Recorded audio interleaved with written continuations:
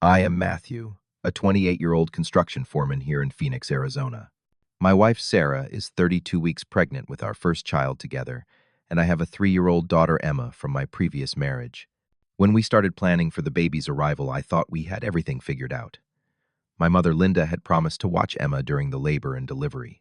Sarah and I felt so relieved, knowing we had family support during this crucial time. Emma was excited about becoming a big sister and having her grandmother stay over. Everything seemed perfect in our little world. Before I dive into what happened next, I would love to know where you are watching from today. Please hit that like button if you can relate to family challenges, and do not forget to subscribe for more real-life stories. Trust me, you will want to stay tuned, because what my mother did during our most vulnerable moment completely changed how I view family forever. Let me paint the picture of our family situation for you. My relationship with my ex-wife Jessica ended 3 years ago when Emma was just a baby. It was not a messy divorce, but it was not exactly friendly either. Emma splits her time between our house and Jessica's, spending most weekdays with Sarah and me, then visiting her biological mother on weekends. This arrangement works well for everyone involved, especially Emma, who has adapted beautifully to having two homes. Sarah is carrying our baby boy, and at 32 weeks, her pregnancy has been classified as high risk due to gestational diabetes. The doctors have been monitoring her closely, and we know that labor could start earlier than expected. I work as a foreman for Henderson Construction, which means I am often putting in 12-hour days managing crews and keeping projects on schedule. The physical demands of construction work are tough, but the overtime pay has helped us prepare financially for our growing family. We live in a modest, 3-bedroom ranch house in Glendale that we bought specifically with our future children in mind. Sarah spent months decorating the nursery in soft blues and greens, creating this peaceful space where our son will grow up surrounded by love. The house has a fenced backyard where Emma plays on her swing set, and Sarah has planted a small vegetable garden that she tends to every evening after work. About 2 months before the due date, I knew we needed to have a serious conversation with my mother, Linda, about helping with childcare during the delivery. Linda has always been involved in Emma's life, taking her to the park on Sundays and spoiling her with little gifts and treats. She seemed genuinely excited about becoming a grandmother again, always asking about Sarah's doctor appointments and how the pregnancy was progressing. When I first approached Linda about watching Emma during labor, her response seemed enthusiastic and supportive. She told me she would love nothing more than to spend quality time with her granddaughter during such an important family milestone. We spent several evenings discussing the logistics in detail. Linda would come to our house when Sarah went into labor and stay for 3 to 5 days, depending on how the recovery went, and when we felt comfortable managing both children on our own. The planning sessions became quite elaborate. Linda visited our home multiple times to familiarize herself with Emma's routine, her favorite meals, and her bedtime preferences.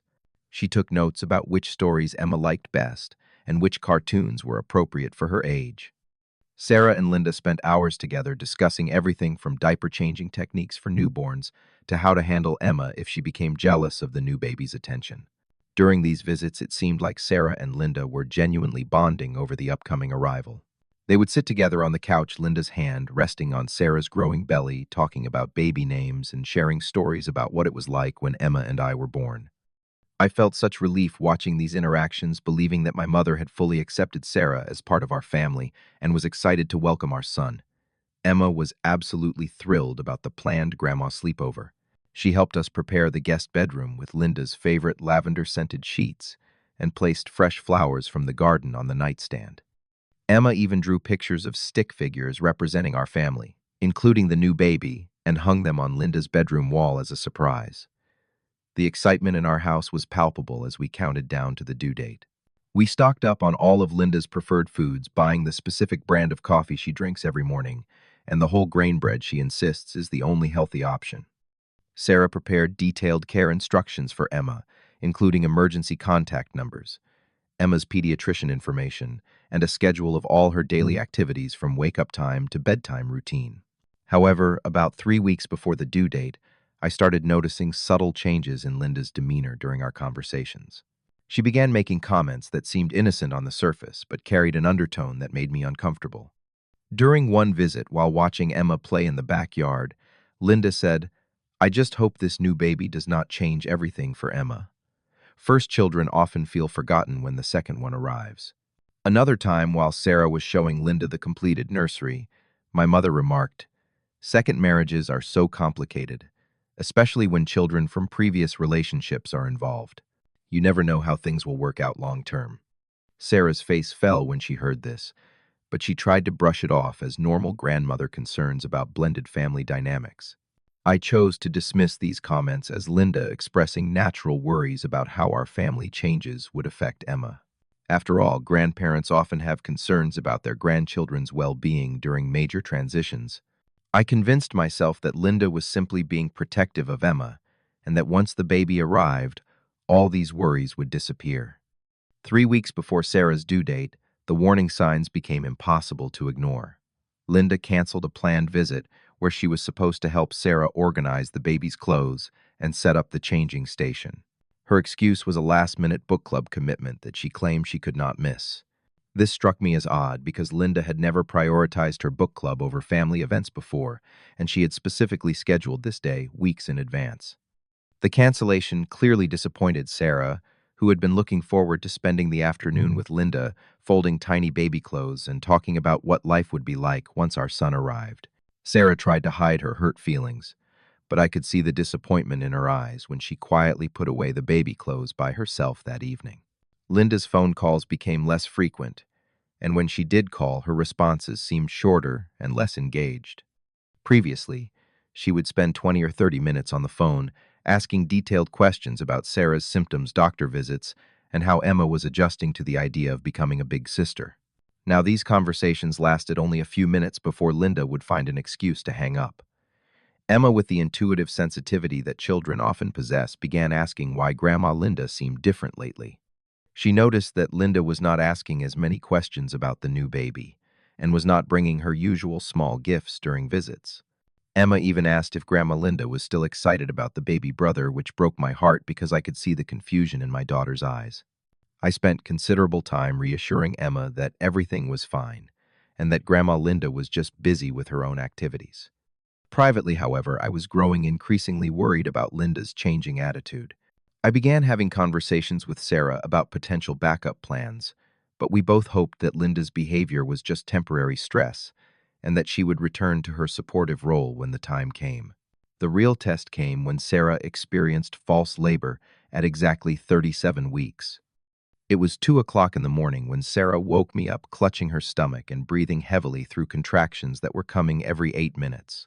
Having been through this before with Emma's mother, I knew this could be the real thing, and my heart started racing with a mixture of excitement and panic. I immediately called Linda while Sarah was working through another contraction. The phone rang and rang with no answer, which frustrated me because we had specifically discussed that she needed to be available at all hours once we reached the 35-week mark. I tried calling twice more before giving up and focusing on getting Sarah comfortable and timing her contractions. 45 minutes later, Linda finally called back. Instead of the concerned, helpful tone I expected, she sounded irritated and groggy. When I explained what was happening, her first response was, "Are you absolutely sure this is real labor? I have heard that first-time mothers always overreact to every little pain they feel." This comment stung because Sarah was not a first-time mother in terms of understanding her body, and Linda knew that Sarah had been carefully monitoring her symptoms under doctor's orders due to the high-risk nature of her pregnancy. I explained that the contractions were regular and increasingly intense, but Linda continued to express skepticism about whether this was truly the beginning of labor. Linda eventually agreed to come to our house, but she took nearly 3 hours to arrive, during which time Sarah's contractions had actually stopped completely. By the time Linda walked through our front door, we had already spoken to the doctor, who confirmed it was indeed false labor and that we should try to get some rest. Instead of being relieved that everything was okay, or offering comfort to Sarah, who had been scared and in pain for several hours, Linda made passive-aggressive comments about how she had wasted her time driving across town in the middle of the night for a false alarm. She seemed annoyed that we had disrupted her sleep schedule and made it clear that she expected us to be more certain before calling her in the future. Most troubling of all, Linda left our house immediately instead of staying to help as we had originally planned. She claimed she needed to get back home to recover from the disruption, and would return when we had actual labor to deal with. Emma witnessed some of this tension and became clingy and worried, asking repeatedly if the baby was okay and if Grandma Linda was mad at us. This experience left Sarah and me feeling shaken not just from the false labor scare but from Linda's cold and unsympathetic response to our crisis.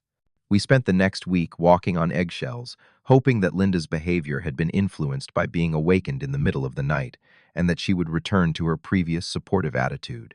1 week after the false labor incident, Sarah's real contractions began at midnight on a Tuesday. This time, there was no mistaking the intensity and regularity of the pain she was experiencing. Her water broke around 12:30 in the morning, soaking through the mattress protector we had placed on our bed in preparation for this moment. The contractions were immediately strong and coming every 5 minutes, which told me we were dealing with rapid labor progression. I called Linda immediately, my hands shaking as I dialed her number, while Sarah gripped the bathroom counter, breathing through another intense contraction. Linda answered after what felt like an eternity, but was probably only 4 or 5 rings. What happened next completely shattered my expectations and changed everything I thought I knew about my mother. "I have been thinking about this situation," Linda said, without even asking how Sarah was doing, "and I have decided that I cannot do this. I am too old to handle a 3-year-old overnight, and honestly, this is not my responsibility." I stood there in stunned silence, listening to my mother abandon us during the most critical moment of our family's life. Sarah was in active labor just a few feet away, needing immediate medical attention, and my mother was backing out of her commitment. "You should have thought about childcare arrangements before deciding to have another baby." Linda continued, her voice cold and matter-of-fact. "I already raised my children. I am not interested in raising yours, too." The words hit me like physical blows. This was not a temporary change of heart or a moment of panic. This was a calculated decision to abandon her granddaughter and her son when we needed her most. I tried to reason with her, explaining that Sarah was in active labor and that we had no other immediate options for Emma's care. "That sounds like a problem you need to solve yourself," Linda replied. "I am not responsible for your poor planning." Before I could respond or try to change her mind, she hung up the phone, leaving me standing in our hallway while Sarah called out for help from the bathroom. Sarah had overheard enough of the conversation to understand what was happening. Between contractions, she looked at me with tears streaming down her face and whispered, "I am so sorry your mother is doing this to you." Even in her moment of intense physical pain, Sarah was worried about how Linda's betrayal was affecting me emotionally. The reality of our situation hit me hard. It was 3 o'clock in the morning. Sarah was in active labor with contractions now coming every 3 minutes, and I had a 3-year-old daughter sleeping peacefully in her bedroom with no one to care for her while we went to the hospital. I frantically called our neighbor Tom, but there was no answer at his house. It was the middle of the night, and most reasonable people do not answer unknown calls at that hour. I tried calling Jessica, Emma's biological mother, but her phone went straight to voicemail. She lived 45 minutes away and probably had her phone on silent for the night. Sarah's contractions were becoming increasingly intense, and she was having trouble standing or walking between them. I could see the fear in her eyes as she realized that we were truly on our own in this moment. The woman who had promised to be our support system had deliberately chosen to abandon us when we were most vulnerable. I made the difficult decision that we would have to take Emma to the hospital with us. I gently woke her up and explained that baby brother was ready to be born and that she was going to come with us to meet him. Emma, still drowsy but excited, quickly got dressed and gathered her favorite stuffed animal for the adventure. During the car ride to the hospital, Sarah held Emma's small hand in the back seat while I drove as quickly and safely as possible. Emma, sensing that something serious was happening, kept telling Sarah, "It is going to be okay, Mama Sarah. I'm here to help you." The sweetness and maturity of my 3-year-old daughter during this crisis made Linda's selfishness even more heartbreaking. Sarah apologized repeatedly for Linda's behavior as if my mother's actions were somehow her fault. I assured her that she had nothing to be sorry for and that we would get through this together no matter what obstacles we faced. We arrived at the hospital emergency entrance, and the nursing staff immediately took charge of the situation. They helped Sarah into a wheelchair while I carried Emma and our hastily packed hospital bag. The nurses were incredibly understanding about Emma's presence, and they quickly arranged for her to stay in the family waiting area under special circumstances while Sarah was evaluated and admitted. Sarah's labor progressed much faster than anyone expected. Within 2 hours of arriving at the hospital, the medical team informed me that complications were arising and that an emergency cesarean section might be necessary. The baby's heart rate was dropping during contractions, and Sarah's blood pressure was climbing to dangerous levels. I found myself in an impossible situation trying to comfort and care for a terrified 3-year-old, while also supporting my wife through a potentially dangerous delivery.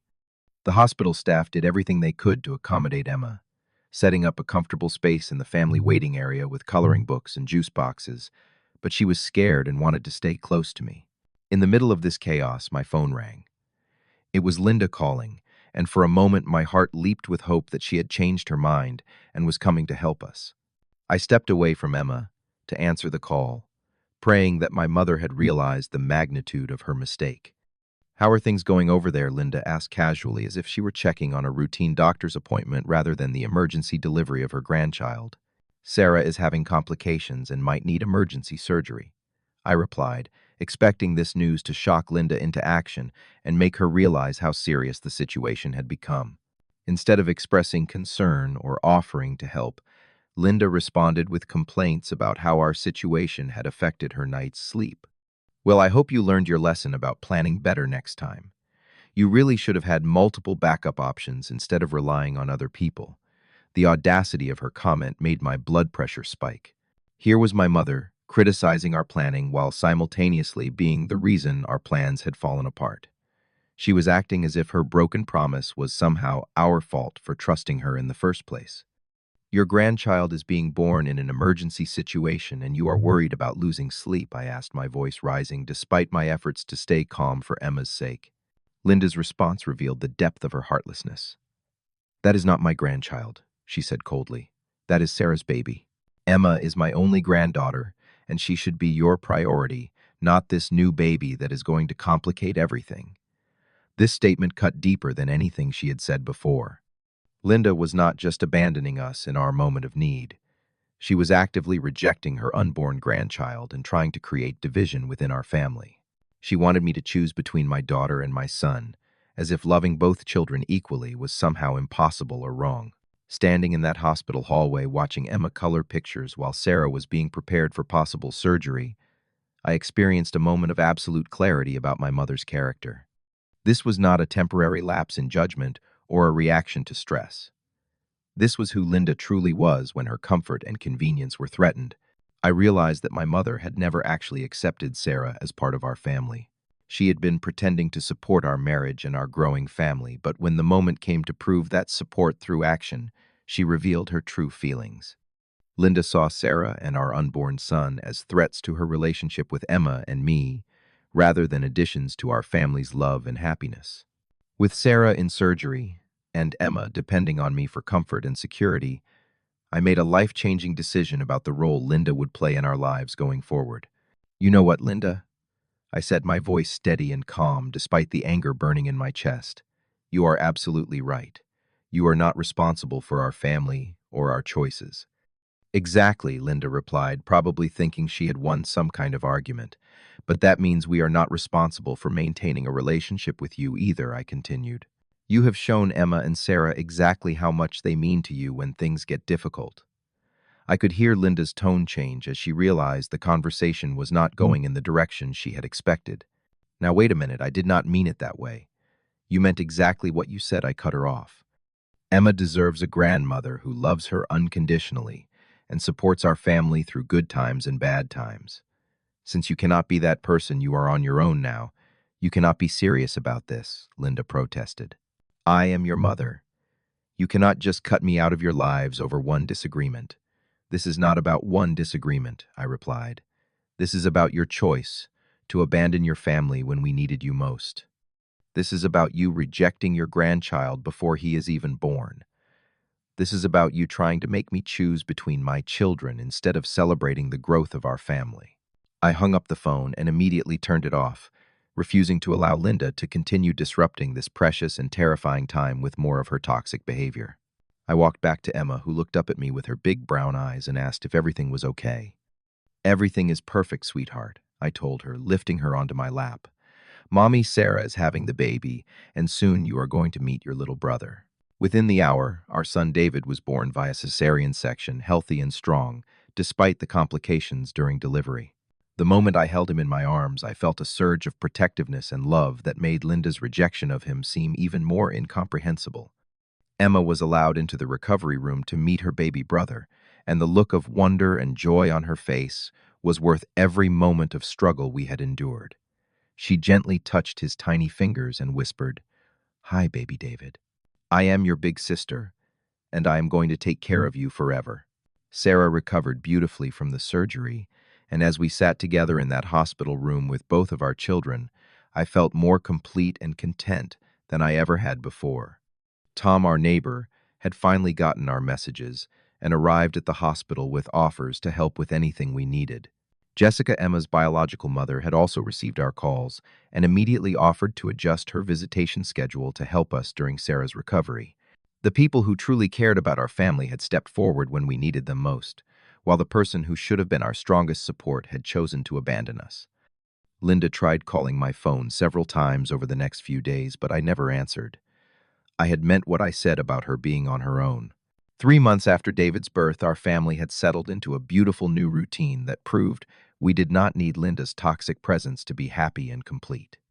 Tom and his wife Margaret had naturally stepped into surrogate grandparent roles for both Emma and David, bringing meals during the first few weeks and offering to babysit whenever Sarah and I needed a break or a date night together.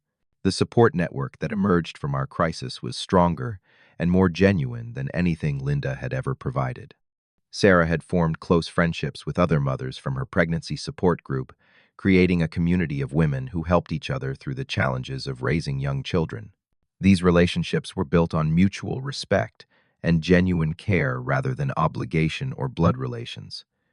Even more surprisingly, Jessica had stepped up in ways I never expected. When she learned about Linda's abandonment during David's birth, Jessica was genuinely shocked and angry on our behalf. She began offering additional help with Emma's care and even volunteered to babysit both children so that Sarah and I could have regular date nights to maintain our relationship during the stressful early months of having a newborn. Emma thrived in this environment of chosen family and unconditional love. She never asked about mean Grandma Linda after the first few weeks, and when she did mention her, it was only to compare Linda's behavior to the kindness shown by Tom and Margaret. "They are better grandparents because they love baby David too," Emma observed with the simple wisdom of a child. David grew healthy and happy, surrounded by people who had consciously chosen to love and support him from the moment he was born. He would never know the rejection that Linda had planned for him, and I was grateful that he would grow up understanding that family is defined by actions and commitment rather than genetics alone. About 6 weeks after David's birth, Linda sent a birthday card to Emma with no return address and no phone number included. Inside was a generic message and a $20 bill, as if money could repair the damage she had caused to our family relationships. Sarah and I decided not to respond to this gesture, and Emma did not ask about it after we explained that some people send cards but do not really want to be part of our lives. The card actually reinforced my decision to cut contact with Linda. It showed that she still did not understand the magnitude of her actions or the permanent damage she had caused. She seemed to think that a birthday card could somehow maintain her relationship with Emma without acknowledging her rejection of David or her abandonment of our family during our most vulnerable moment. As I reflected on everything that had happened, I realized that Linda's betrayal had actually been a gift in disguise. It forced us to build a support network based on genuine love and mutual respect rather than obligation and blood relations. The people who showed up for us during our crisis became our true family, and our bonds with them grew stronger because they were freely chosen rather than imposed by genetics. Emma learned valuable lessons about what real love looks like through this experience. She saw adults who kept their promises and adults who broke them. She witnessed people who celebrated new life and people who rejected it. Most importantly, she learned that the people who truly love you will stand by you during difficult times, rather than abandon you when things become inconvenient. Sarah never blamed me for Linda's behavior, which strengthened our marriage and deepened our trust in each other. She understood that I had been just as shocked and hurt by Linda's actions as she was, and she supported my decision to protect our family from further toxic behavior. I learned that sometimes the most loving thing you can do is remove harmful people from your life, even when those people are related to you. Protecting my children from Linda's conditional love and divisive behavior was more important than maintaining a relationship based on guilt and obligation. Looking back on that terrifying night when David was born, I am grateful that Linda revealed her true character when she did. It would have been much more damaging for our children to experience her rejection and manipulation over many years, rather than having one clear moment of truth that allowed us to make a clean break. The most profound realization was that being on your own is not lonely when you are surrounded by people who genuinely love and support you. Sometimes the family you create through choice and commitment is much stronger than the one you were born into through chance and genetics. Linda thought she was punishing us by withdrawing her support, but she actually set us free to build relationships based on authentic love rather than obligation. Our chosen family celebrates every milestone, supports us through every challenge, and loves our children unconditionally. We discovered that true family is not about sharing DNA. It is about sharing life's most important moments with people who choose to stand beside you no matter what difficulties arise. What would you have done if you were in my situation? Have you ever had to make the difficult decision to cut toxic family members out of your life for the sake of your children? I would love to hear your thoughts and experiences in the right Advilumindove. Comments below. If this story resonated with you, please give it a like and subscribe for more real-life stories about family relationships and the difficult choices we sometimes have to make to protect the people we love most. Share this video with anyone who might be struggling with similar family dynamics, because sometimes we all need to hear that we are not alone in these challenging situations. Thank you for listening to my story, and I hope it reminds you that the strongest families are built on love, commitment, and the courage to stand up for what is right, even when it is not easy. May you always be surrounded by people who choose to love you unconditionally just as you deserve.